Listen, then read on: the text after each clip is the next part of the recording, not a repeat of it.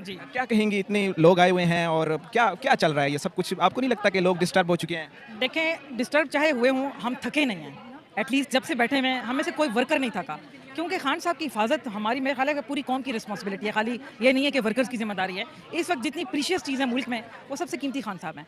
जिस तरह वो मुल्क को लेकर चल रहे हैं और जिस तरह से ये गासिब और डाकू हुकूमत इस वक्त आई है और रजीम चेंज के साथ 73 मुकदमात खान साहब पर किए हैं। 73, मुझे बताएं 73 में वो कातिल है, वो डाकू है, उसने मुल्क के खजाने लूटे हैं, उसने कोई जायदादें बनाई हैं, वो कोई मुल्क से बाहर ले गया है, क्या किया उसने?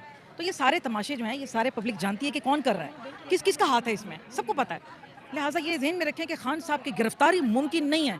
यहाँ पे हज़ारों लोग अपनी जानें कुर्बान कर देंगे, परवाह नहीं है, ना घरों की परवाह है। हम ख़वातीन को भी इवन ना इस वक्त किसी को बच्चे याद हैं, ना घर याद है, कि सिर्फ एक चीज़ है कि हमने मुल्क बचाना है। और खान साहब कुछ के लिए कुछ दिन पहले आप जेल भरो तहरीक चला रहे थे, उसके बाद आप जब गिरफ्तारी लेने के लिए आते हैं तो फिर आप गिरफ्तारी नहीं देते, क्या वजह? ऐसा नहीं है। हम तो यकीन करें कि सबसे पहले आगे थे, हमारी खान साहब के साथ मीटिंग हुई है।